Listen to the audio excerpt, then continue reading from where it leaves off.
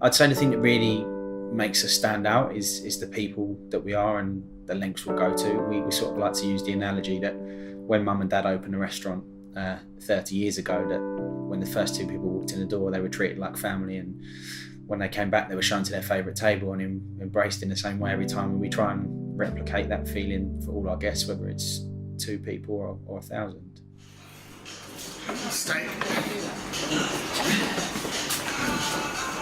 I don't remember obviously the restaurant opening. I was 18 months at the time, and my brother Mark was 6 months. Karen and Lee, my older brother and sister, will probably tell you a bit more about that. But it was just a great place to grow up.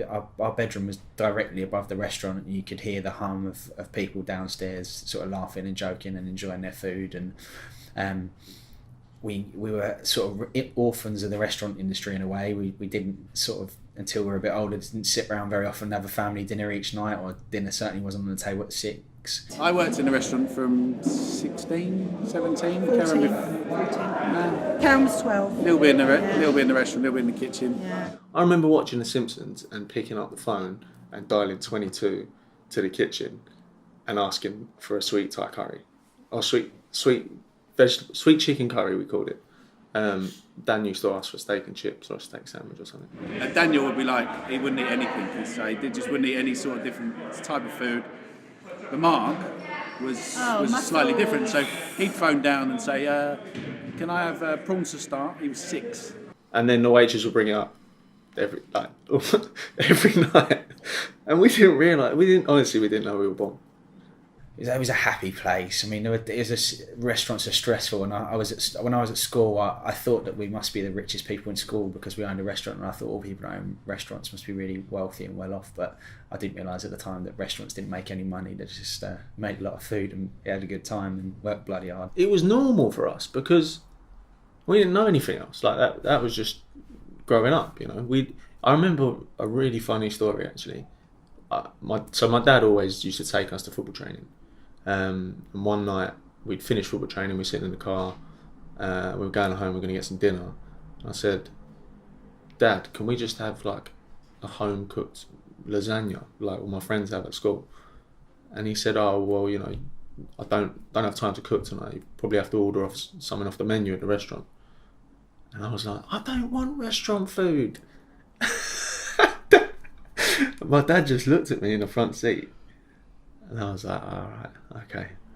That was the first time I'd realised that I was a spoiled brat. When we were a bit older, our friends would come over and we'd have dinner in a restaurant, so you might have had a gaggle of 13-year-olds sitting out the back thinking they ran the place. You know, I was a little bit jealous of my mates at times because I was like, you know, what's it like to sit around a table and all have a pasta bake? But it was an incredibly loving upbringing.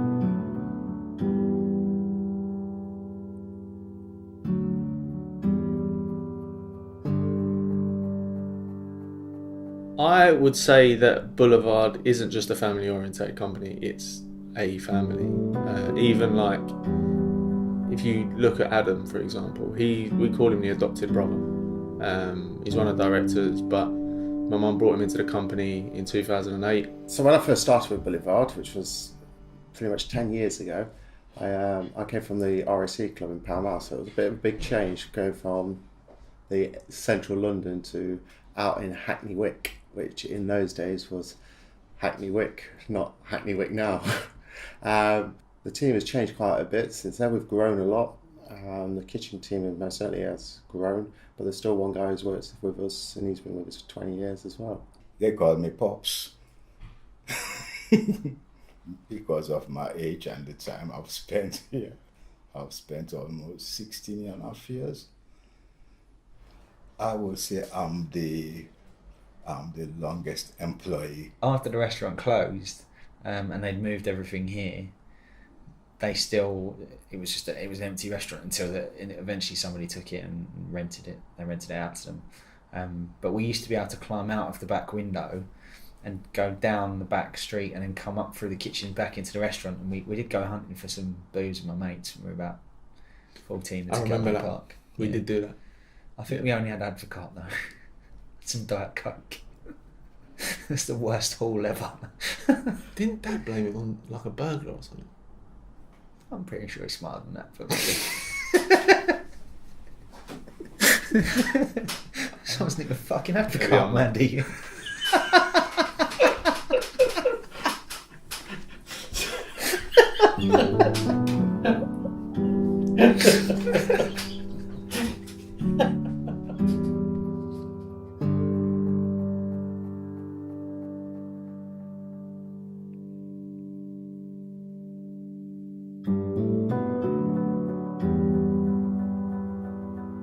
What's great about us and what probably sets us apart a bit is that people often come to us with a brief and we can adapt to it, and I think that's great.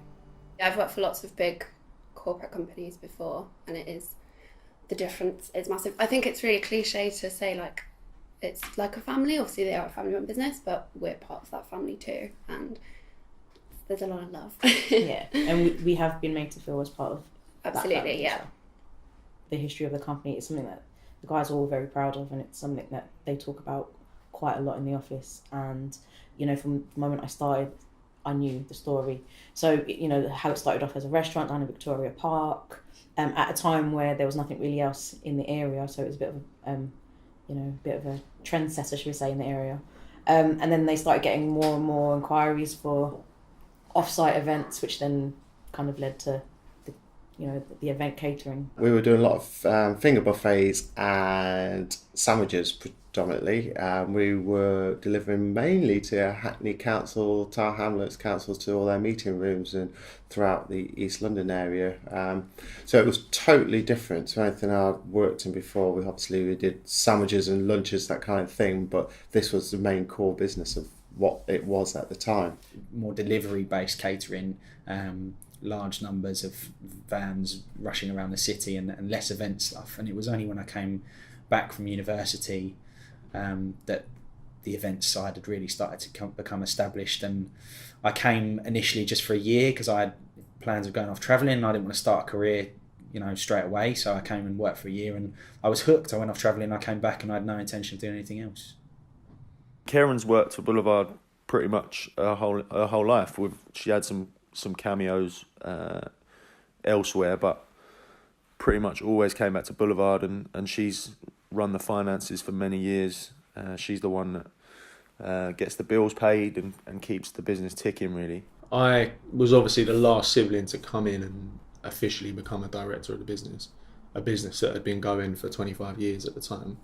And I didn't feel like I'd earned my stripes at all, but in a lot of situations, I was the most senior person there by title, and there was a lot of people looking to me to do briefings and looking for answers, and I didn't always feel like I had the best answer, particularly when it came to like trying to tell certain staff that are way more experienced than me what they should be doing, when they should be doing it, and that was a really awkward situation for a long time, and I felt like I had to learn leadership skills very quickly.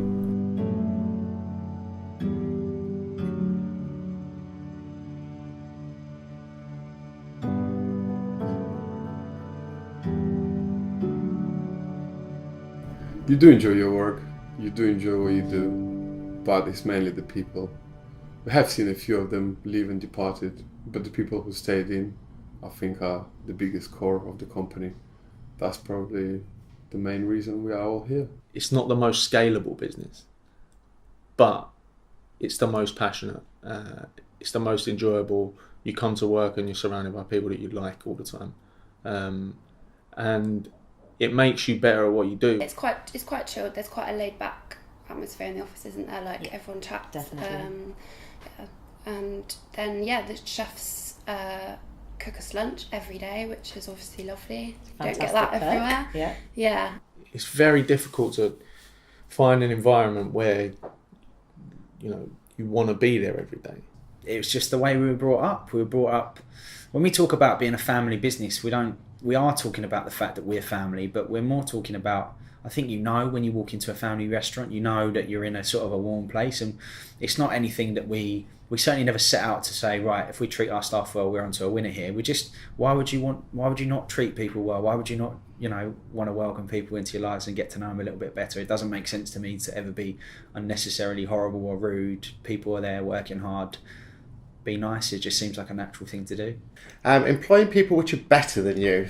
Everyone's a bit scared of doing that. I don't care. If they're better than me, they can take more workload off me, so there's less for me to do. But in serious note, is transition. When you're spending time with people when they come in, it's really, really important. Because if you don't give them enough time, you don't give them enough tools to do what you want them to do, then they will never, ever achieve it. But spending that first 6 months, year, probably 6 months, for them to settle in nicely, and then you know that they're ready to rock and roll.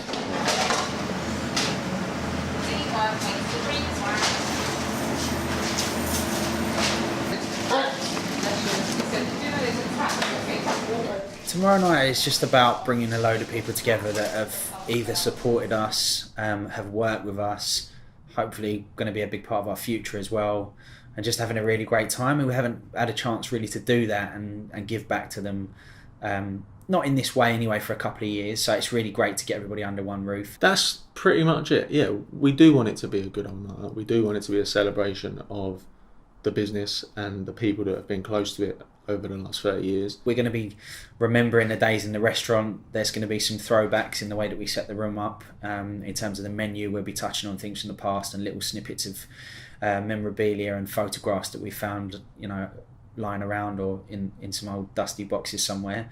And more than anything, I just want everyone to turn up and have a good time. We want to get all the people that know us in a room and say thank you and get them to taste really nice food and get them to go away with an experience and a memory of us. It's just going to be great to watch people interact that maybe have only got to know us very recently, compared to people that have known us for many, many years, and hopefully everyone will just have a fantastic time together.